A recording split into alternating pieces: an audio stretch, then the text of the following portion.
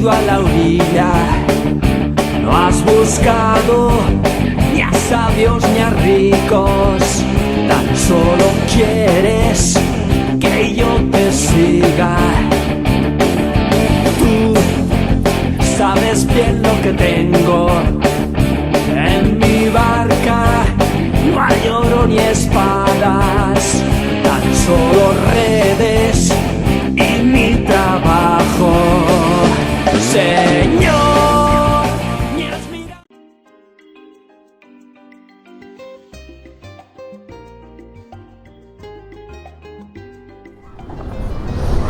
Queridos amigos, qué alegría saludarles. Soy el Padre Robertson Rodríguez. Bienvenidos de nuevo a su programa Echando las Redes, a través de su canal Arquidiocesano. Tenemos un programa muy especial porque vamos a hablar de lo siguiente, a la escucha del Maestro. Así que iniciemos haciendo nuestra oración. Padre, tú llamas a cada uno de nosotros por nombre y nos pides que te sigamos. Bendice a tu iglesia y danos dedicados y generosos líderes de nuestras familias y amigos, quienes puedan servir a tu pueblo como religiosas, sacerdotes, diáconos y ministros laicos. Inspíranos mientras crecemos en tu amor y abre nuestros corazones para oír tu llamada. Te lo pedimos en nombre de Cristo. Amén.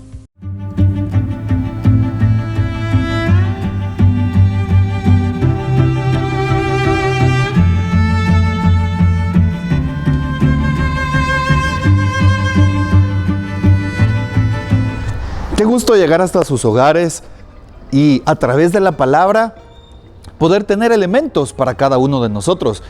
Y sí, la palabra da elementos para los niños, para los jóvenes, para los adultos, para los ancianos, para los enfermos, para las familias, para las parejas, para los noviazgos, para los que están casados, para los que estamos en la iglesia en una vida consagrada, para los religiosos, la religiosa, los sacerdotes, los obispos, para todos en general. La palabra siempre dice algo especial. Y por eso el tema de esta oportunidad es a la escucha del Maestro. ¿Cómo puedo escuchar al Señor?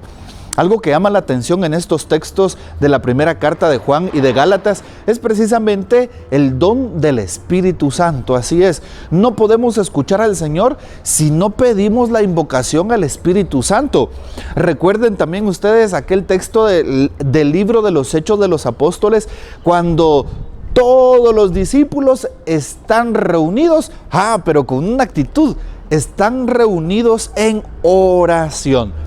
Cuando tú te postras delante de Jesús, cuando tú estás en oración, vas a poder dejarte sorprender y vendrá a tu corazón el Espíritu Santo. Y ¿saben algo? Les puedo dar un testimonio, estando su servidor en diferentes momentos, en algún retiro, en la misma parroquia, en la adoración eucarística, en la hora santa de los jueves, o en la adoración eucarística dentro de un retiro. Cuando invocamos la presencia del Espíritu Santo se siente una fuerza impresionante, se siente esa luz de Dios, e inclusive han habido personas que reciben evidencias claras de la presencia de Dios con sanaciones, con milagros, con signos que todavía hoy se dan dentro de la iglesia. Claro, no voy a profundizar en esto, sino solamente para que reconozcamos la presencia del Espíritu Santo. Y a través del Espíritu Santo, el alma y el corazón se van a abrir a la escucha de la palabra de Dios. Así es. ¿Cómo podemos escuchar al Maestro? En primer lugar, escuchando al Maestro significa escuchar su palabra, escuchar en la oración, y no podemos hacerlo sin escuchar al Espíritu Santo. Y por eso la invitación en esta oportunidad es para que estas citas bíblicas que nos dicen, Señor, danos tu Espíritu Santo, también nos lleven a nosotros, nos muevan a nosotros a obrar de esa manera, como lo hacían en Pentecostés. Danos, Señor, al Espíritu Santo, y esa fuerza del Espíritu Santo llene tu vida, llene tu alma, te transforme, te alegre y te inspire. El Espíritu Santo te lleva a escuchar al Maestro, por supuesto de que sí. Incluso en el silencio de tu corazón puedes escuchar al Maestro, y el Espíritu te provoca eso. En la oración escuchamos al Señor y hablamos con el Señor.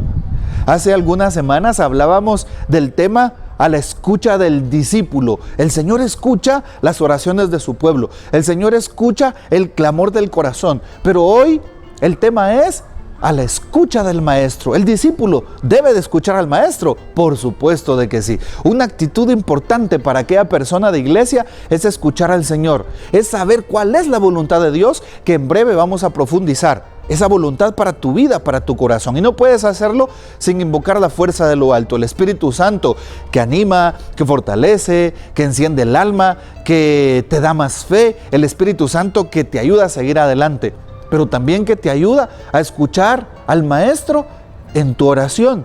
Y en tu oración vocal o verbal, como lo dice la cuarta parte del Catecismo de la Iglesia Católica, diferentes formas de oración, dentro de ellas la oración verbal.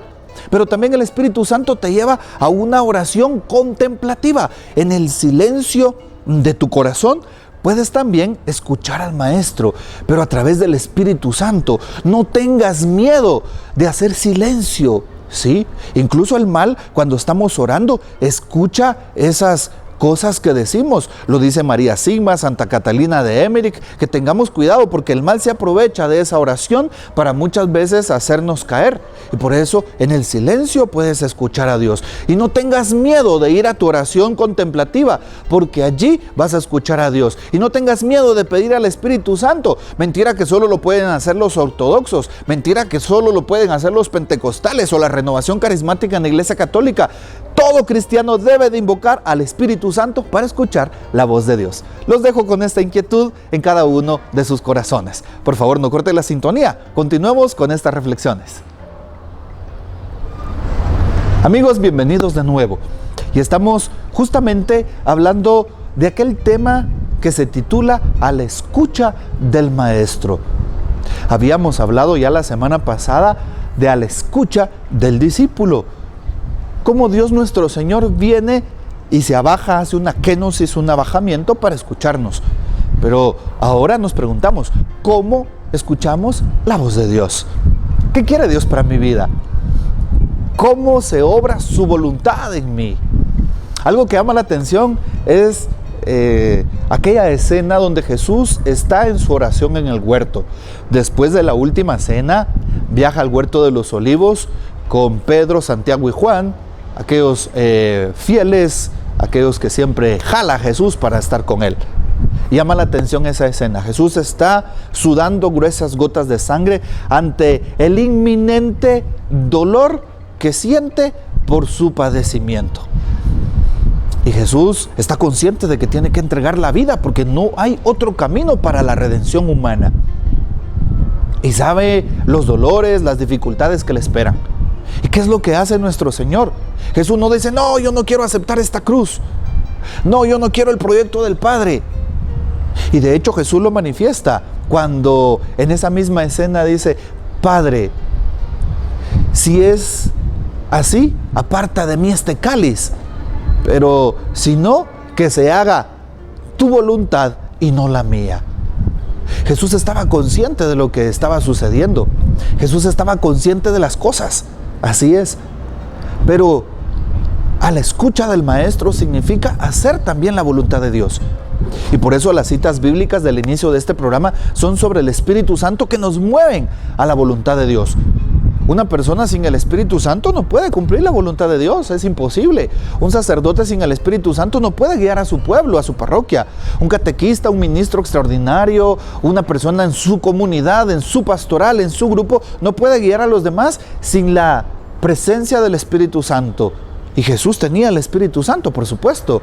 Allí en esa imagen que les presento, que no se haga mi voluntad, sino la tuya. Qué complicado es hacer la voluntad de Dios. Porque muchas veces Dios no va con nuestros pensamientos. Y en esto quiero contarles algo. Cuando yo era un poquito más joven, todavía me considero medio patojón. Cuando yo era joven, saben, tenía 18 años, 19 años cuando entré al seminario. Y siempre vivía pensando en lo que iba a hacer, en lo que era mi futuro. Pensaba en mi proyecto de vida. Y me llamaba la atención porque en mi proyecto de vida yo tenía tantos planes, casa, carro, novia, futuro, empleo, de todo, ¿sí? Universidad, ¿sí?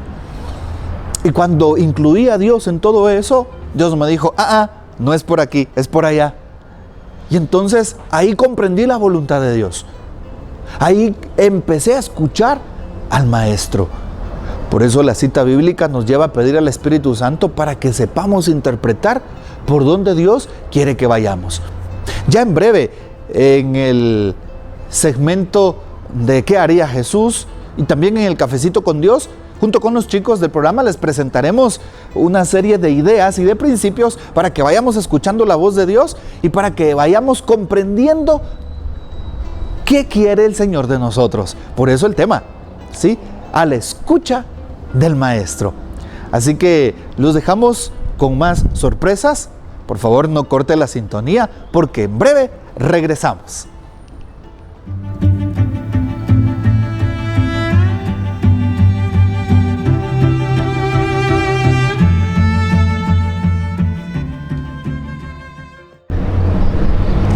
Bienvenidos a este subsegmento de Brújula. Vamos a hablar ahora de un santo muy venerado desde la antigüedad, y es que es un personaje muy emblemático para nuestra fe. Precisamente este 23 de febrero lo vamos a estar celebrando, y es San Policarpo de Esmirna. Es un obispo y mártir de la iglesia primitiva, y es interesante porque fue uno de los discípulos directos de Juan Evangelista. Y este santo, San Policarpo, nos debe a nosotros enseñar dos cosas. Cuando leemos su historia, nos damos cuenta que desde su infancia fue fiel a la voluntad del Señor. Fue destacado hombre de virtudes, fue destacado pastor cuando se le encomendó el obispado de Esmirna, y definitivamente fue un ejemplo para todos sus seguidores. La segunda cosa que debemos de aprender de San Policarpo la encontramos precisamente en la última etapa de su vida, y es que, como les dije al principio, fue tanto obispo como mártir, y su martirio nos debe de enseñar la perseverancia en la fe, porque nos dicen los textos de aquel tiempo que San Policarpo, si bien nunca buscó el martirio, cuando llegó el momento de expresar públicamente su fe, no tuvo miedo de hacerlo. Y es que ya era un hombre de más de 80 años cuando le tocó que sufrir el martirio. ¿Cómo fue martirizado? Pues fue martirizado en unas brasas, fue quemado vivo, y hay algunos que dicen que al final de su vida llegó cuando le degollaron con una espada. Pero este santo varón nos enseña a nosotros la perseverancia de la fe. Y para cada uno de nosotros, que a veces se nos invita a negar nuestra fe en favor de una idea, o en favor de alguna diversión, o en favor de alguna cosa que esté en contra de nuestra fe cristiana, San Policarpo debe de animarnos para mantenernos siempre firmes en nuestra fe, mantenernos siempre como modelos para los demás, pero sobre todo para que nunca nos dejemos seducir por lo que el mundo nos ofrece y terminemos perdiendo nuestra vida y terminemos perdiendo nuestra alma por cosas que verdaderamente no valen la pena. Que este 23 de febrero recordemos nosotros a San Policarpo y también sea para nosotros un modelo de fe y de entrega. Continuamos.